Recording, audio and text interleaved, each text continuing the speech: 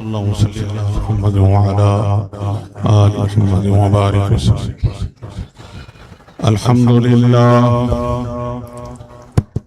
لله رب العالمين والعاقبة للمتقين والصلاة والسلام على سيد الأنبياء والمرسلين وعلى آله الطيبين الطاهرين المطهرين المطهرين وعلى أصحابه الراشدين وعلى أولياء أمته الكاملين. أما بعد، فأعوذ بالله من الشيطان الرجيم. بسم الله الرحمن الرحيم. وما أرسلناك إلا رحمة للعالمين. صدق الله مولانا العظيم.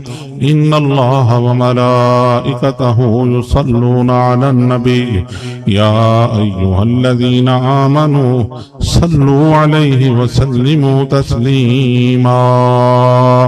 اللهم صل على محمد وعلى آل محمد وبارك وسلم.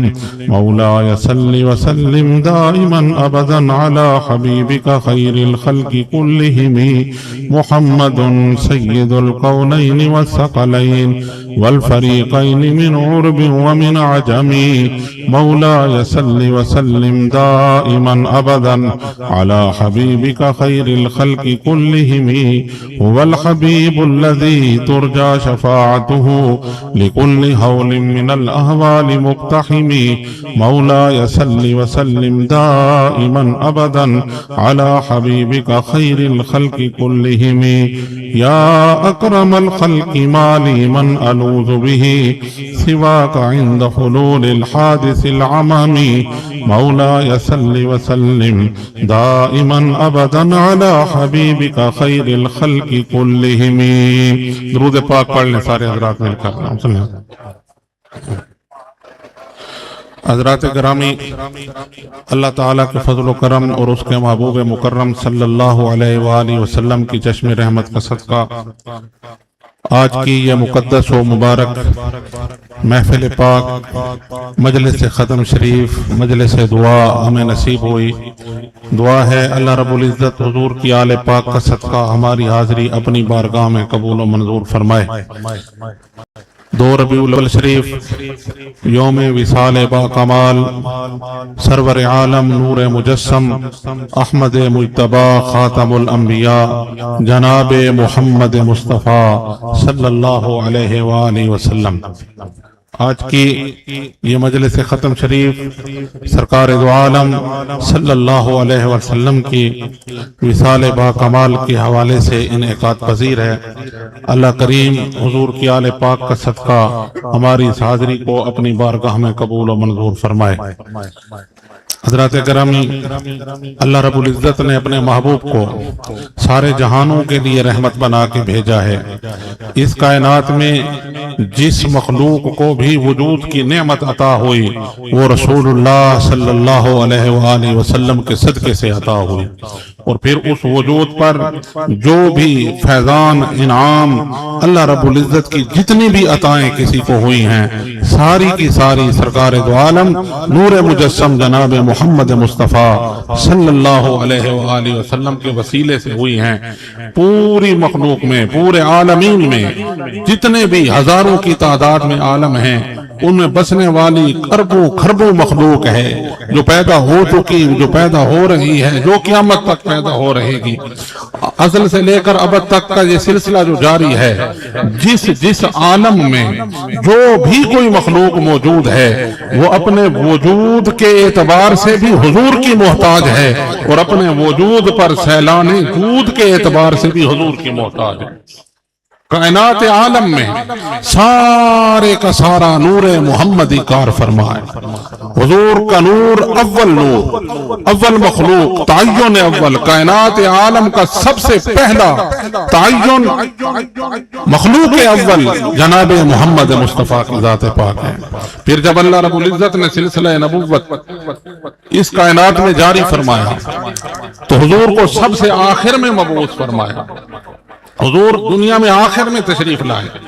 لقد جاءکم رسول من انفسکم، اس کی تفسیر میں حضرت بندہ نواز غوث دراز رضی اللہ تعالی عنہ ارشاد فرماتے ہیں کہ حضرت امام جعفر الصادق علیہ السلام کا یہ فرمان ہے کہ من انفسکم، فرمایا تم میں سے نبی بنا کے بھیجا.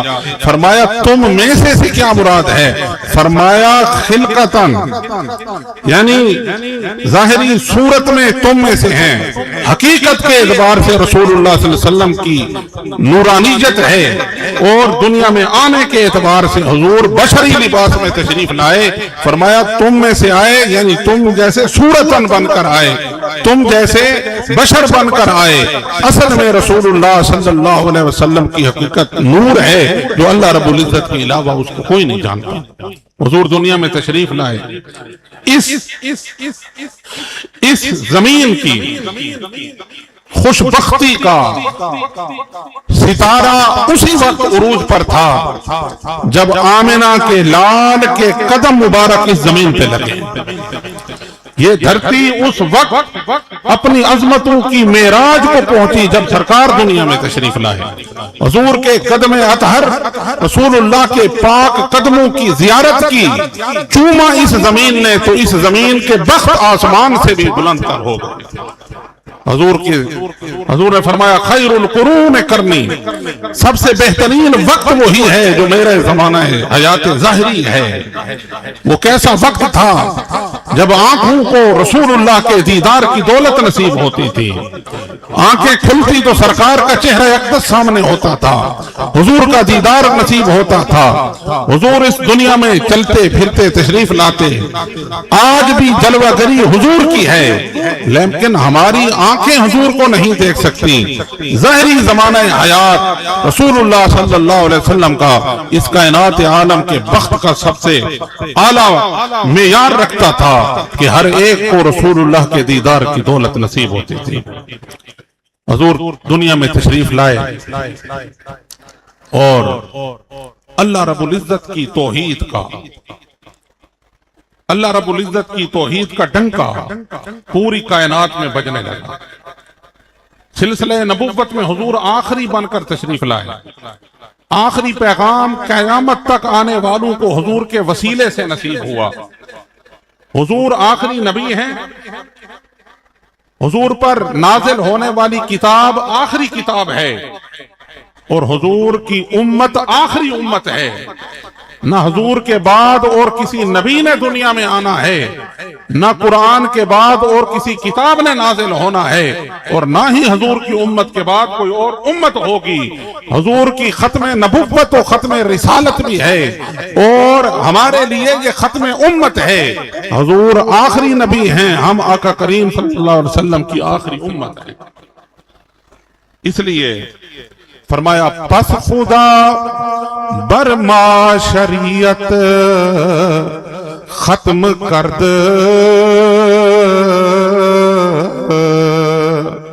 پس خدا برما شریعت ختم کرد،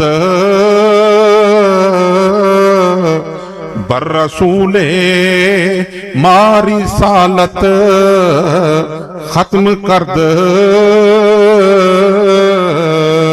اللہ نے ہمارے اوپر شریعت کو ختم فرما دیا، آخری شریعت عطا فرما دی، اور ہمارے آقا و مولا کو آخری رسالت عطا فرما دی. الیوم اکملت لکم دینکم واتممت علیکم نعمتی وردیت لکم الاسلام دینا. یہ آیت نازل ہوئی، فرمایا آج کے دن میں نے تم پر کیا، الیوم اکملت لکم دینکم، تمہارے لیے میں نے دین کو مکمل کر دیا، کامل کر دیا. وَأَتْمَمْتُ عَلَيْكُمْ نِعْمَتِي، اور میں نے اپنی नेमत का इतमाम कर दिया, तकमील कर दी। हजरत बंदा नवाज फरमाते हैं यहां मुखातबीन सहाबा हैं। अतममतु अलैकुम नेमती से मुराद ये है कि जो दौलत हुजूर के जमाने में ईमान लाने वालों को अता हुई वो कायनात में किसी को अता नहीं हुई। फरमाया अतममतु अलैकुम नेमती, मैंने तुम्हें अपनी नेमत अता की। क्या? फरमाया तुम्हें मैंने मोहम्मद मुस्तफ़ा के चेहरे अक़दस का दीदार अता किया। हुजूर का दीदार कितनी बड़ी नेमत है कि उस नेमत को अल्लाह ने कुरान में बयान फरमाया। फरमाया व अतममतु अलैकुम नेमती, तुम्हारी आंखों को आमना के लाल के जलवे नसीब हुए। ये मेरी नेमत है जो मैंने तुम्हें अता की। न तुमसे पहले आने वाले न बाद में आने वाले इस सोहबत नबुव्वत से और मोहम्मद मुस्तफ़ा के दीदार से मुशर्रफ होने वाले तुम हो। हजरत बंदा नवाज फरमाते हैं ये हुजूर के सहाबा के लिए ऐलान है व अतममतु अलैकुम नेमती, मैंने तुम्हें अपनी नेमत अता फरमा कर उसकी तकमील फरमा दी। रौनक अज़मा महफ़िले अय्याम रा ऊरो सुलरा खत्म मा अकवाम रा। कायनात की सारी रौनक अब हुजूर के जलवों से है, हुजूर की उम्मत से है, हुजूर पर ईमान लाने वालों से है। फरमाया हुजूर खातमुल मुरसलीन ठहरे, हम खातमुल अकवाम ठहरे। हुजूर के बाद किसी नबी ने नहीं आना, हमारे बाद किसी और नबी की उम्मत ने नहीं आना। रसूलुल्लाह की उम्मत कौम रा सरमाया मिल्लत उज़ू, कौम रा सरमाया कुव्वत अज़ू, हिफ्ज़ सिर्रे वहदते मिल्लत अज़ू। खास है तरकीब में कौम रसूल हाशमी। हम हुजूर की उम्मती हैं, हम दूसरी कौमों पे हमें कियास ना किया जाए। हमारा मामला और है। फरमाया फिर हमारा मामला और है। तो इस कौम ये कौम रसूल हाशमी जनाब मोहम्मद मुस्तफ़ा की निस्बत से कौम बनने वाली जो ये उम्मत है, फरमाया इसके लिए सिर्र वहदत रसूलुल्लाह की ज़ात पाक है। जब हम कहते हैं हमारा नबी एक है तो उसी नबी के एक कहने से फिर हमारा खुदा एक है। हमारी तौहीद ला इलाहा इल्लल्लाह मुहम्मदुर रसूलुल्लाह ला नबिया बादी ज़े शाने खुदा। हम पर अल्लाह का ये एहसान है, हमें वो नबी नसीब हुआ जिसके बाद फरमाया ला नबी बादी। हुजूर ने फरमाया मेरे बाद कोई नबी नहीं आ सकता। और अल्लाह ने अपने फजल से हमें उस महबूब की उम्मती होने का शरफ अता फरमाया कि जिसके बाद अब किसी और नबी ने नहीं आना। ला नबिया बादी ज़े शाने खुदा पर्दाए नामू से दीने मुस्तफ़ा। रसूलुल्लाह के दीन की जो नामूस का पर्दा है वो यही है कि आका अलैहिस्सलातु वस्सलाम के बाद अब किसी ने नबी बनकर नहीं आना। हुजूर की नबुव्वत क़यामत तक आने वालों के लिए है। हर नबी मखसूस ज़माने के लिए नबी बनकर आया, हर नबी मखसूस लोगों के लिए नबी बनकर आया, हर नबी मखसूस इलाके के लिए नबी बनकर आया। लेकिन जब आमिना के लाल खातमुन नबीयीन होने का एजाज लेकर आए, खत्म नबुव्वत का ताज पहनकर हुजूर दुनिया में तशरीफ लाए, आपकी नबुव्वत भी क़यामत तक के लिए, आपकी उम्मत भी क़यामत तक के लिए और सारे ज़मानों के लिए और सारी कायनात के लिए अल्लाह ने आपको रहमतुल लिल आलमीन भी बनाया, खातमुन नबीयीन भी बनाया। तो हुजूर ने अल्लाह की तौहीद को कायम किया। अल्लाह की तौहीद, हर नबी अल्लाह की तौहीद कायम करने के लिए आया, लेकिन जैसी तौहीद आमना के लाल ने नाफिज फरमाई ऐसी तौहीद किसी और से ना हो सके। इसकी दलील क्या है? इसकी दलील ये है कि हुजूर की आमद से पहले, ये दलील अपने दिल पे नक्श कर लेना, ये फैजान है इनका जो मैं आपके सामने बयान करने लगा हूं।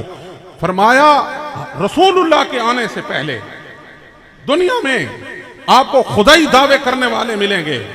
आना रब्बुकुमुल आला फिरौन ने कहा, नमरूद ने खुदा होने का दावा किया, شداد نے جنت تک بنا ڈالی، اپنے آپ کو خدا سمجھ لیا۔ حضور کے دنیا میں آنے سے پہلے خدائی دعوے کرنے والے ملیں گے، جھوٹی نبوت کا دعوے دار نہیں ملے گا، کوئی بھی جھوٹی نبوت کا دعوے دار آپ کو نہیں ملے گا۔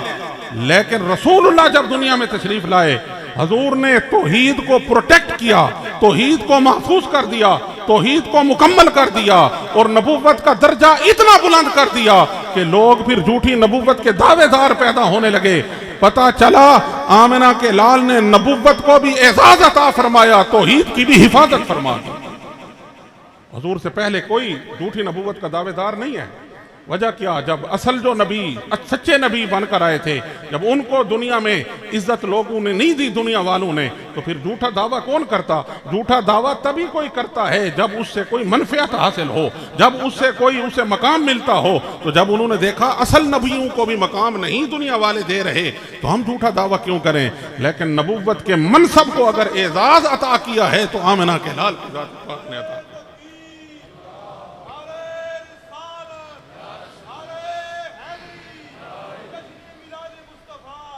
حضرات گرامی، لیکن وقت سرکار دنیا میں تشریف لائے، 63 سال کا مختصر عرصہ ہے زندگی کا جو حضور نے اس دنیا میں گزارا۔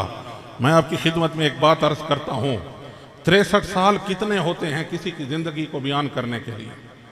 حضور سرور عالم صلی اللہ علیہ وسلم کی مبارک زندگی کے پہلے 40 سال تو اعلان نبوت سے پہلے کے ہیں۔ حضور نے نہیں بتایا کہ میں نبی بن کر آیا ہوں۔ 40 سال کی عمر میں سرکار کو حکم ہوا، حضور نے اعلان نبوت فرمایا۔ 23 سال کے عرصے میں حضور پھر دنیا سے تشریف بھی لے گئے۔ ٹوٹل کو بھی دیکھ لیں 63 سال ہیں۔ کسی کی 63 سالہ زندگی کو بیان کرنے کے لیے کتنا وقت چاہیے؟ کتنا وقت چاہیے؟ اپنی زندگیوں کو دیکھ لیں، اپنے باپ دادا کا بیان دیکھ لیں۔ آپ سے کوئی پوچھے آپ کے دادا، آپ کے والد وہ دنیا میں کتنا عرصہ گزار گئے، آپ کہیں 70 سال 80 سال، کوئی کہے ان کی زندگی کو بیان کرو، آپ کتنا وقت لیں گے؟ کتنے وقت میں ان کی زندگی کے واقعات کو بیان کریں گے؟ کتنے وقت میں آپ ان کی پوری زندگی کو مکمل کر کے ان کی سیرت بیان کر سکتے ہیں؟ لیکن یہ رسول اللہ صلی اللہ علیہ وسلم کی شان و عظمت ہے۔ 63 سال کا مختصر عرصہ دنیا میں گزار کر حضور دنیا سے تشریف لے گئے، اس وقت سے لے کر آج تک 1500 سال مکمل ہو گئے، آگے قیامت تک کا وقت پڑا ہے۔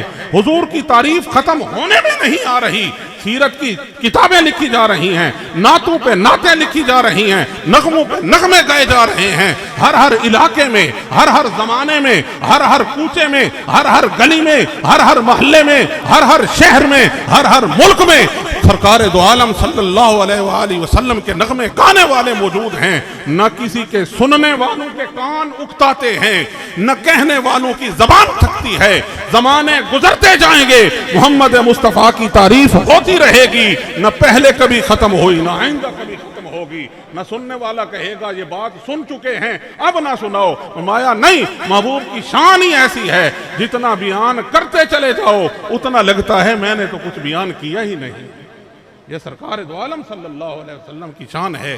پھر سرکار نے جب اس دنیا سے جانے کا ارادہ فرمایا، جب دنیا سے جانے کا ارادہ فرمایا، حضور کا وقت وصال قریب آیا۔ یاد رکھنا حضور نے خود اختیار فرمایا، اختیار دیا جاتا ہے اور سب سے بڑا اختیار تو حضور کے پاس ہے۔ حضور مختار کل ہیں۔ جب حضور کے وصال کا وقت آیا تو جبریل علیہ السلام آئے اور آ کر حضور کی بارگاہ میں عرض کی، یا رسول اللہ، دروازے کے بہر اسرائیل علیہ السلام کھڑا ہے، اگر آپ اجازت دیں تو اندر آئے گا ورنہ نہیں آئے گا۔ یہ شان سرکار کی ہے۔ حضور نے فرمایا اجازت ہے۔ حضرت جبریل نے عرض کی، یا رسول اللہ، اس نے پہلے بھی کسی کے پاس جانے کے لیے اجازت آج تک نہیں مانگی، نہ آئندہ کسی سے اجازت مانگے گا، یہ اعزاز تو اللہ نے تیری ذات کے لیے رکھا۔ حضرت اسرائیل علیہ السلام بھی جہاں اجازت لے کر آئے تو سرور عالم صلی اللہ علیہ وسلم جب آخری ایام آتے ہیں، اچانک حضور نے ارشاد فرمایا مجھے احد لے جاؤ۔ احد شریف گئے، وہاں حضور کے لیے منبر لے جایا گیا، وہاں حضور نے خطبہ ارشاد فرمایا، شہدائے احد کے مناقب بیان فرمائے، ان کی شان بیان فرمائی۔ اور ساتھ ارشاد فرمایا ہم وَإِنَّا إِن شَاءَ اللَّهُ بِكُمْ لَاحِقُونَ، ہم بھی تمہارے ساتھ ملنے والے ہیں۔ پھر حضور کی ظاہری بیماری کا ایام شروع ہوتے ہیں۔ سرکار دو عالم صلی اللہ علیہ وسلم کی طبیعت مبارک اچانک، حالانکہ قابل رشک صحت اللہ نے اپنے محبوب کو عطا فرمائی تھی، اچانک حضور کے سر مبارک میں درد شروع ہوتا ہے۔ پھر حضور کی طبیعت مبارک بظاہر کمزور ہوتی ہے، تو حضور نے گھر میں قیام فرمایا۔ وصال سے 4 روز پہلے مغرب کی نماز پڑھا کر حضور تشریف لائے، عشاء کی نماز کے وقت حضور نہ تشریف لے گئے۔ صحابہ کرام علیہم الرضوان مسجد نبوی شریف میں حاضر ہیں، حضور کی آمد کا انتظار کر رہے ہیں۔ ان کی نظریں سرکار کے دروازے پہ لگی ہیں کہ کس وقت حضور تشریف لاتے ہیں۔ حضرت بلال رضی اللہ تعالی عنہ وہ حسب عادت حضور کے دروازے اقدس پہ تشریف لے جاتے ہیں، حاضر ہو کر عرض کرتے ہیں السلام علیکہ یا رسول اللہ، الصلاۃ یرحمک اللہ۔ یا رسول اللہ، نماز کا وقت ہو گیا ہے۔ کریم آقا صلی اللہ علیہ وسلم نے ارشاد فرمایا مر ابا بکر یصلی بالناس، ابو بکر سے کہو رضی اللہ تعالی عنہ کہ لوگوں کو نماز پڑھا لے، میں نہیں پڑھا سکتا، میں نہیں آتا۔ حضرت بلال کے قلب اطہر پر یہ جملہ کیسے، کون سی کیفیات کے ساتھ نازل ہوا ہوگا؟ آپ آئے واہ غوثاہ وانقطاع الرجاء وانکسار الزہراء، رونے لگے اور پکار پکار کے کہنے لگے میری کمر آج ٹوٹ گئی ہے، میری تو امید ٹوٹ گئی ہے، میں کیسے کہوں کہ سرکار دو عالم صلی اللہ علیہ وسلم آج مسجد نبوی میں نہیں تشریف لا رہے۔ فرماتے ہیں لیتنی لم تلدنی امی، کاش میری ماں نے مجھے جنا ہی نہ ہوتا۔ یہ ہے عشق، یہ ہے محبت، یہ ہے رسول اللہ صلی اللہ علیہ وسلم کی محبت کی معراج۔ عرض کرتے ہیں لیتنی لم تلدنی امی، کاش میرے والدہ نے مجھے نہ جنا ہوتا، پیدا ہی نہ کیا ہوتا۔ اور فرماتے ہیں وَإِذَا وَلَدَتْنِي لَمْ أَشْهَدْ مِن رسول اللہ صلی اللہ علیہ وسلم ھذا، اور اگر میں پیدا ہو بھی گیا تھا تو پھر مجھے یہ خدا وقت نہ دکھاتا کہ میں اپنی آنکھوں سے یہ وقت دیکھتا کہ حضور پر جو ہے کمزوری ہے اور حضور مسجد میں نہیں تشریف لا رہے۔ یا ابا بکر ان رسول اللہ یامرک ان تتقدم، اے ابو بکر رسول اللہ تجھے حکم دے رہے ہیں کہ نماز پڑھاؤ۔ حضرت ابو بکر کی نظر مصلی رسول پہ پڑی، غش کھا کے گر پڑے۔ جب صحابہ نے دیکھا کہ حضور نہیں آ رہے، صحابہ کی چیخیں نکل گئیں۔ سیدہ کائنات، سیدۃ نساء اہل الجنہ حضرت فاطمۃ الزہرا سلام اللہ تعالی علیہا سے سرکار نے پوچھا یہ چیخ و پکار کیسی ہے، یہ آہ و بکا کیسی ہے؟ سیدہ کائنات نے عرض کی کہ آپ نہیں جا رہے مسجد میں، آپ کے دیدار کے ترسے ہوئے یہ رو رہے ہیں، ان کی چیخیں بتا رہی ہیں کہ وہ چاہتے ہیں آپ مسجد میں۔ حجرے تھی مسجد آؤ ڈھولن، نوری جھات دے کارن سارے سکن۔ حجرے تھی مسجد آؤ ڈھولن، یہ صحابہ کی پکار، یہ رسول اللہ کی مسجد میں جو بیٹھے تھے حضور کے انتظار میں، وہ رو رو کر کہہ رہے ہیں حجرے تھی مسجد آؤ ڈھولن، نوری جھات دے کارن سارے سکن۔ دو جگہ کیاں راہ دا فرش کرن، سب انس و ملک حوراں پریاں۔ انہاں سکھ دیاں تے قرلاں دیاں تے، انہاں سکھ دیاں تے قرلاں دیاں تے، لکھ واری صدقے جان دیاں تے، انہاں بردیاں مفت وکاں دیاں تے، شالاوت آمن او گھڑیاں۔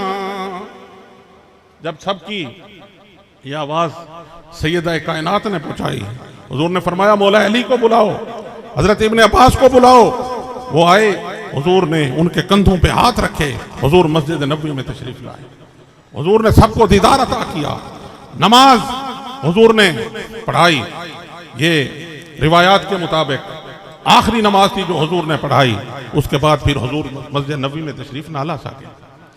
کریم آقا صلی اللہ علیہ وسلم نے وصال سے پہلے حضرت مولا علی کو بلایا، حضور مولا علی کو حضور نے وصیتیں فرمائیں۔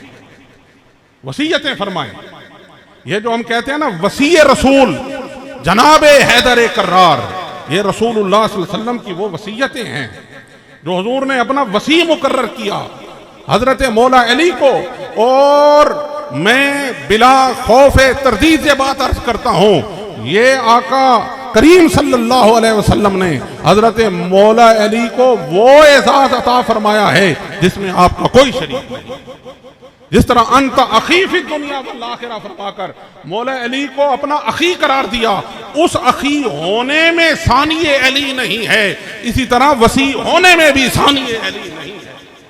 اس وجہ سے سیف چشتیائی اٹھا کے دیکھیں، حضرت قبلہ عالم نے سیف چشتیائی کے اندر لکھا کہ حضرت امام حسن علیہ السلام نے لوگوں کے سامنے جب اپنا تعارف کروایا تو اس میں ارشاد فرمایا من عرفنی فقد عرفنی ومن لم یعرفنی فانا الحسن بن علی وَأَنَا ابْنُ النَّبِي وَأَنَا ابْنُ الْوَصِي۔ حضرت امام حسن نے فرمایا لوگو جس نے مجھے پہچان لیا ہے تو پہچان لیا، اور جس نے مجھے نہیں پہچانا تو غور سے سنے، میں علی کا بیٹا حسن ہوں، اور میں نبی کا بیٹا ہوں، اور میں نبی کے وصی کا بیٹا ہوں، میں نبی کے وصی کا بیٹا ہوں۔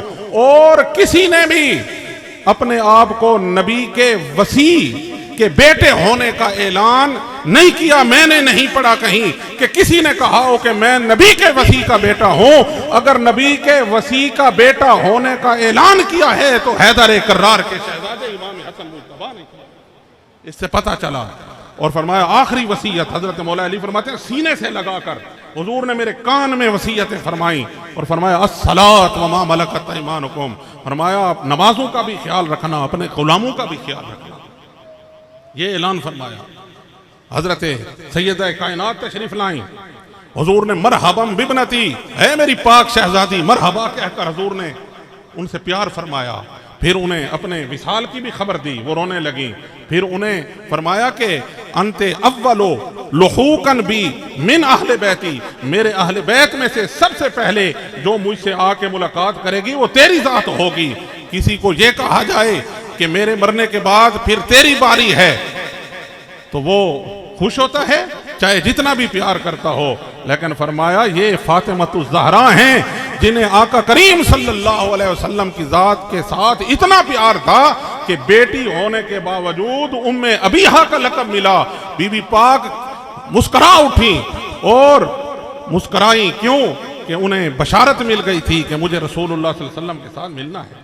حضرت سیدہ عائشہ صدیقہ رضی اللہ تعالی عنہ ارشاد فرماتی ہیں، فرمایا سرکار میری گود میں تھے جب روح مقدس حضور کی اللہ کی بارگاہ میں پہنچی، فرمایا ایسی خوشبو آئی، روح محمدی کی ایسی خوشبو آئی کہ وہ مشام جان کو معطر کر گئیں۔ حضرت ام سلمہ فرماتی ہیں سرور عالم صلی اللہ علیہ وآلہ وسلم کی جسم اقدس پر وصال کے وقت میرا ہاتھ لگا، فرمایا کتنے دن میرے ہاتھوں سے خوشبو آتی رہی اور نہ مجھے بھوک محسوس ہوتی تھی نہ پیاس محسوس ہوتی تھی۔ یہ سرکار دو عالم صلی اللہ علیہ وسلم کی روح پاک کی عظمت تھی۔ ہر ایک کو حضور کے جانے کا، حضور کے فراق کا، حضور کے ہجر کا دکھ ہوا۔ روایت میں آتا ہے صحابہ کرام نے اللہ کی بارگاہ میں یہاں تک دعا مانگی، مالک ہم سے آنکھیں بھی لے لے، اب ہمیں ان آنکھوں کی ضرورت نہیں، کیونکہ جس چہرے کو دیکھنے کے لیے یہ آنکھیں عطا کی تھیں آج وہ چہرہ نظر نہیں۔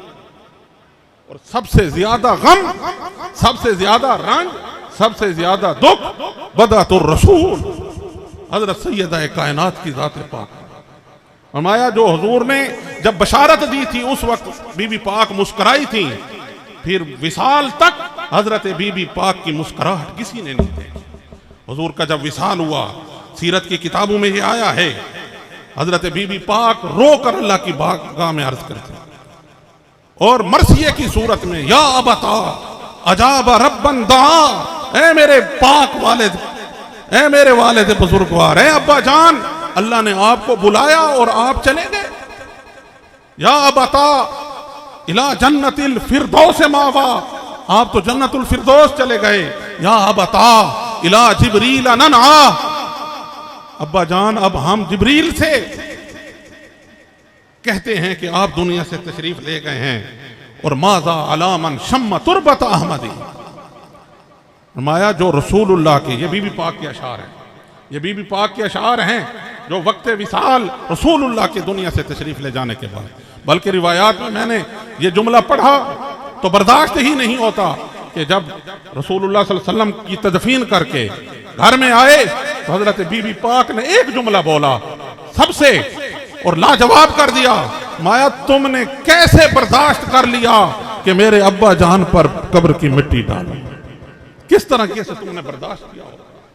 ماذا علی من شمع تربت احمدی، ماذا علی من شمع تربت احمد اللہ یشم مد الزمان الغوالیہ، صبت علی مصائب لو انہا صبت علی الایام سرنا لیالیہ۔ بی بی پاک نے یہ اشعار پڑھے، فرمایا جس نے میرے پاک بابا کی قبر اطہر کی مٹی کی خوشبو سونگھی، فرمایا اسے پھر ساری زندگی کسی اور خوشبو کی ضرورت ہی نہیں ہے۔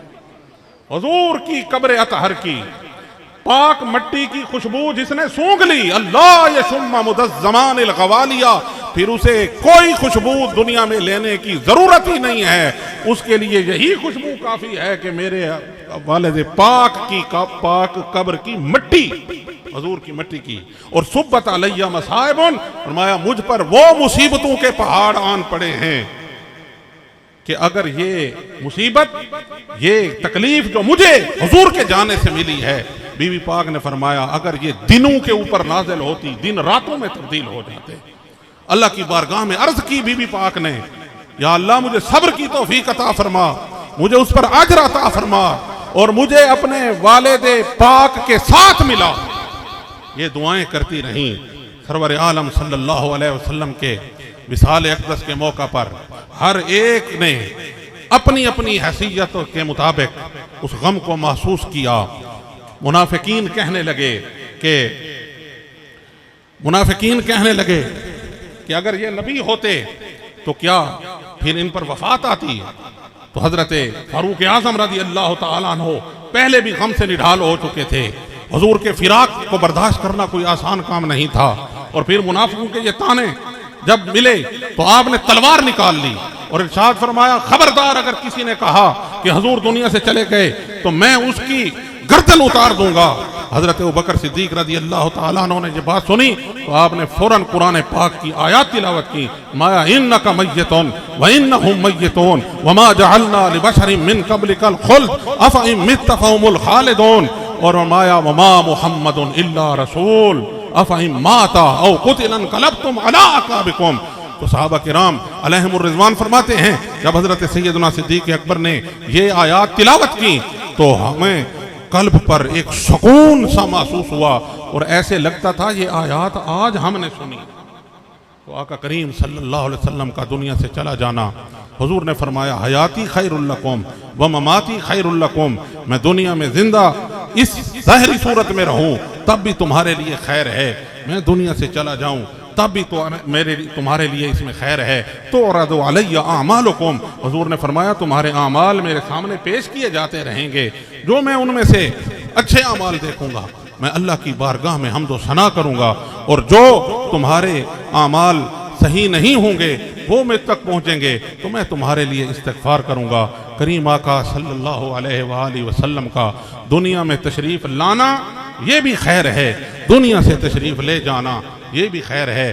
روایات میں آتا ہے صحابہ کرام نے ارشاد فرمایا اہل مدینہ کے لیے 2 دن ہیں، ایک وہ وقت تھا جب حضور تشریف لائے تھے، ایک وہ وقت تھا جب حضور اس دنیا سے تشریف لے گئے.